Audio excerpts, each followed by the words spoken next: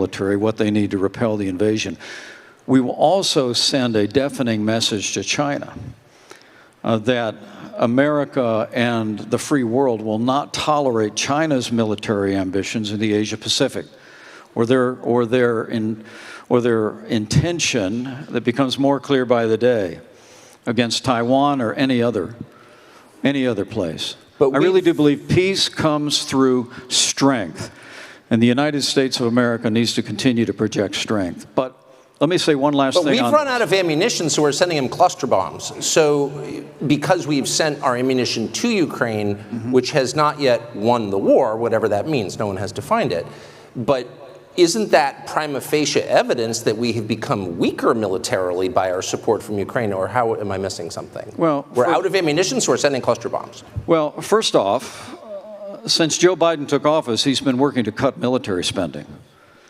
And frankly, the recent debt ceiling deal that was done, if they don't pass all their 13 appropriations bills, will result in a 1% cut in our military spending after inflation in 2025. Look, China is floating a new battleship every month in the Pacific. We don't need to rebuild our military. We need to build a military strong enough to meet the challenges America will face in the 21st century. And as President of the United States, I'll do that. Amen. I promise you. Last question on Ukraine, though. The Pentagon says that because of the munitions and the material we have sent to Ukraine, we're very low in our stockpiles. Is that a concern to you? Yeah. On the 155 artillery. And I have no reason to disbelieve that. Look, it's the answer, though, is not to shrink from America's role as leader of the free world. The answer is to invest in our national defense. I really do believe that. Look, remember, in a year and a half, and again, we have a strong disagreement on Well, I'm not sure we do. That's okay. Well, that'd be great if we didn't. But let me say to you, we've made real progress there. Look, a year and a half ago, Russia had the second most powerful military in the world. Today, they have the second most powerful military in Ukraine. All right? That's progress. That's progress. And that's a result of what the United States and our allies have invested. But let me say one thing about Joe. Can I say one thing about Joe Biden on this? Okay. And I've been critical of him. Look, our administration came in, and the Obama-Biden administration had refused to give military support and resources to Ukraine. We ended that. We started providing Javelin missiles. I'll never forget standing in the woods a couple of weeks ago in a little town called Moshe, where the soldier told me about when the Russian tanks approached and how many soldiers they lost in the first 24 hours. And then the colonel looked at me and smiled and said, and then the Javelin missiles arrived.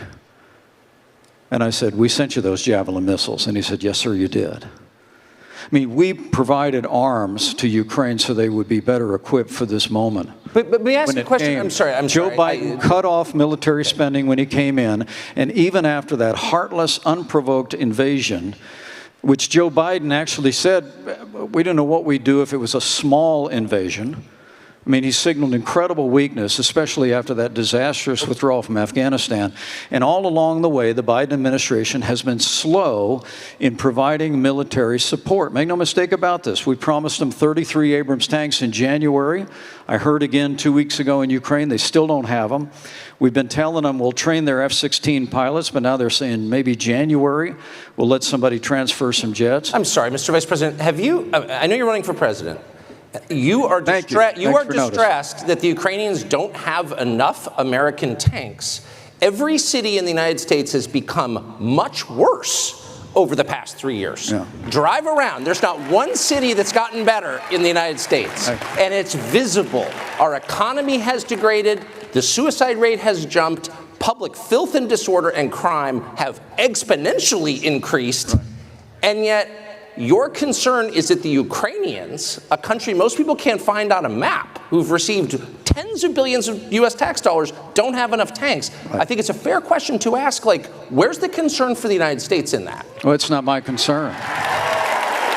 Tucker, I've heard that routine from you before, but that's not my concern. I'm running for president of the United States because I think this country's in a lot of trouble. I think Joe Biden has weakened America at home and abroad. And as President of the United States, we're going to restore law and order in our cities. We're going to secure our border. We're going to get this economy moving again. And we're going to make sure that we have men and women on our courts at every level that will stand for the right to life and defend all the God-given liberties enshrined in our Constitution.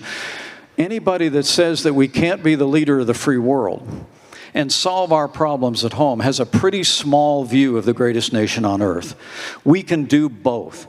And as President of the United States, we will secure our border, we will support our military, we will revive our economy and stand by our values, and we will also lead the world for freedom under my administration.